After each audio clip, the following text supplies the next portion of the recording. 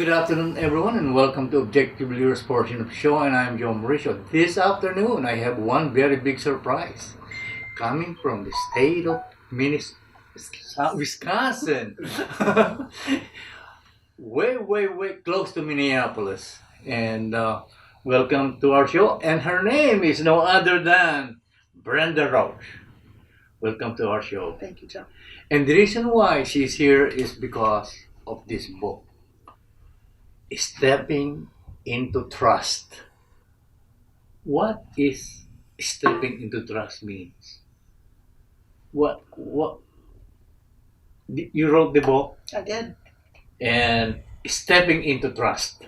Right. Tell the people or the viewers why you write the book. So, stepping into trust is a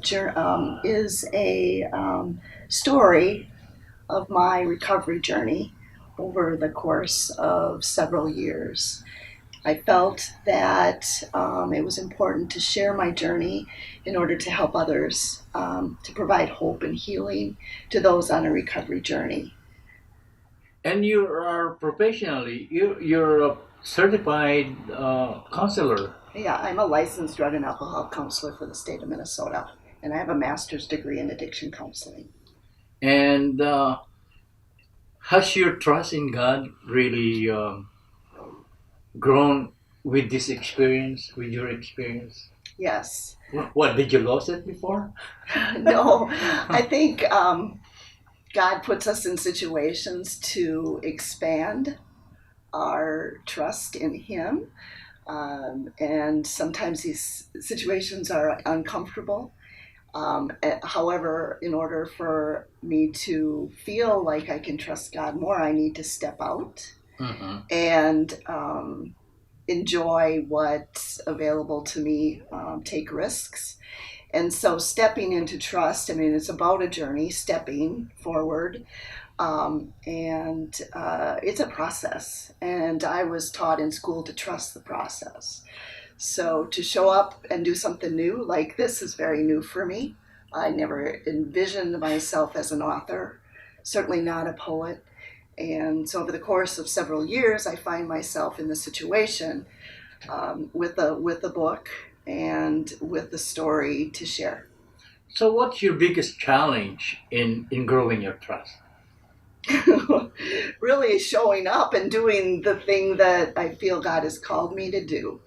And sometimes I doubt. It's like, are you there? Is this what I should do? So the discernment process becomes the question. How do I discern whether this is what God wants me to do or not? And I take a few avenues to do that. Prayer, certainly, asking those that I trust, my loved ones, my husband, my friends, my support system, if this seems to be where I should go next. Where was Tom during your trials and tribulation? Where is he? Where is my husband, Tom? Yeah. My husband, Tom. He was right by my side the whole time. So he helped you in your recovery in a way. Yes, he did. Yeah. And what is the challenge in recovery? Your biggest challenge in recovery? My biggest challenge in my recovery right now, I think, continues to be, how do I share what I've been given to share, my gifts. Initially in recovery and recovery from alcohol, I think the challenge is to stay sober. I was self-medicating, and I was using alcohol as basically my go-to for stress and anxiety, for depression. And now, having had many years of sobriety, I think it is about staying grounded, staying centered, being balanced, wellness. I still struggle with anxiety. I have bouts of depression at times. And so to use my support system for that, to use everything I've learned to do in the journey I was on still is very important. Do you feel or do you recognize that you are addicted? Do you Correct. feel that you are addicted? I would say yes. I feel like I have an addictive personality. I don't feel like alcohol is much of a problem any longer, but I do find that there's certain behaviors that I can become pretty attached to. My current go-to is food. Food. And I find, yes, I find a comfort in food. And so I've been doing some work around my food Do you behaviors. cook? Do you cook? Do you Cook. cook? Oh, yeah. I Yeah. like to bake too. I really like to Oh bake. my And goodness. I would say that sugar is one of the substances that I like a lot. And sugar, in the research these days, has become under scrutiny around addiction. Oh really? Mm, And not only cancer, mm, you know, the cancer cells love sugar yes. and they thrive on something sweet like that. But anyway, going back to your addiction, uh, what advice, since you recognize that you are addicted, what advice can you give to the viewing audience? Well, I think it's about recognizing as soon as you can if you find yourself struggling with behaviors around addiction, that you reach out as soon as possible to get help.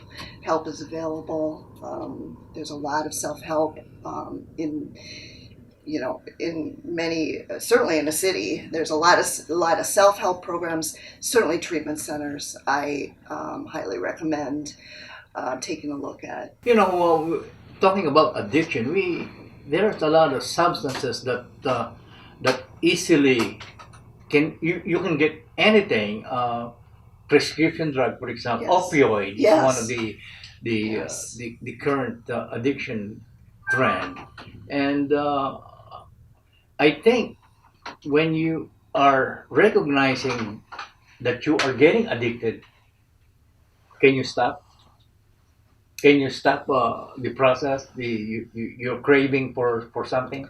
Well, I think what I have found, in personally as well as professionally, is that on our own, it's very difficult to control when it becomes an addictive behavior.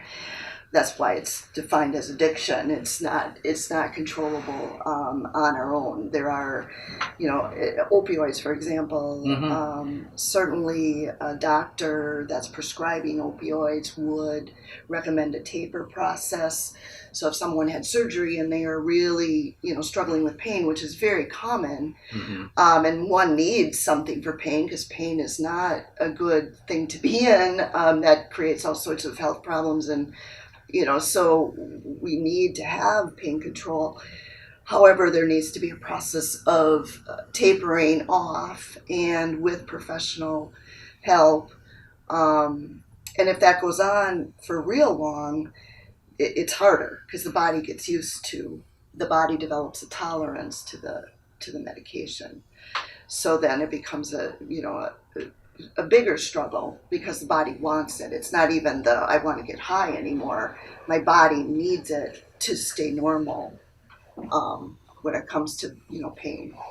So I have friends that have struggled with pain, chronic pain, and chronic pain can be one of those where you take too much of the opioid, doesn't work anymore.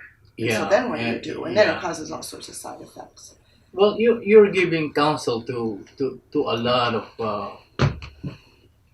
patients, or call it patients, or uh, what what's the recovery time for a patient Mm. from day one to being free of any addiction? Taps into a little bit of my professional knowledge. um, That varies. I would say that early recovery in some circles are defined as 2 years. Wow. So to and you know it's seen as an ongoing chronic condition that one needs to keep an eye on, just like any other chronic illness. To manage it through abstinence is highly recommended in every circle I've traveled in, because it can rear its head, so to speak, if the brain, or if the substance is taken again. The brain knows what that felt like, and the brain identifies it, and it can start the whole thing over again. What's in there? What's in the alcohol that's very addictive? What part of alcohol? If Um, we break down the causes of addiction, what's there in alcohol that's really triggers addiction? what would be the ethanol? I would think. I mean, this gets out into the science piece, but like in any kind of alcoholic beverage, the actual substance ethanol, I believe, is the addictive substance. Certainly, if you're mixing a gin and tonic, it's not the tonic, it's the gin, and what's in the gin, right? Yes, what's in the So gin? yeah, that gets into the microbiology Ooh, of it. love it. Yeah, okay, that might be your area of expertise, but it is the ethanol, the actual alcohol itself, whatever that's called. Okay, stepping into trust. Where can you get? When they get? Where can they get it? They can get it from the publisher, which is Westbow Press, also Amazon online. Amazon is a very easy go-to. And are you writing a sequel to this one? only my only God knows that. Not at this time. I'll never say. I won't say never.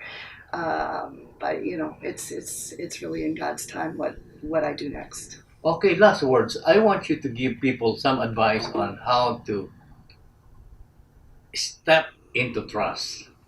Mhm. You got to trust. You got to start trusting your counselor.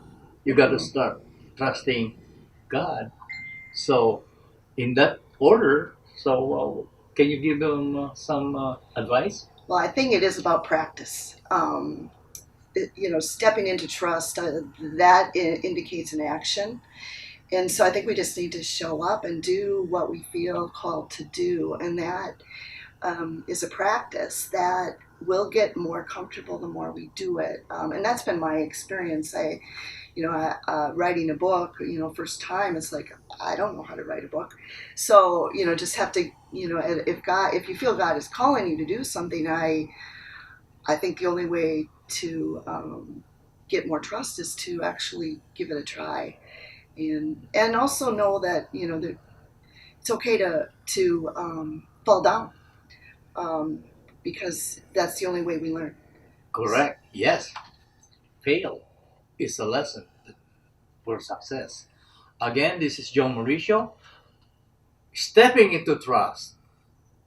Buy it and experience a healing process. I guarantee through Brenda Rausch that you will be healed. Again, this is John Mauritius. See you again next week. Mabuhay.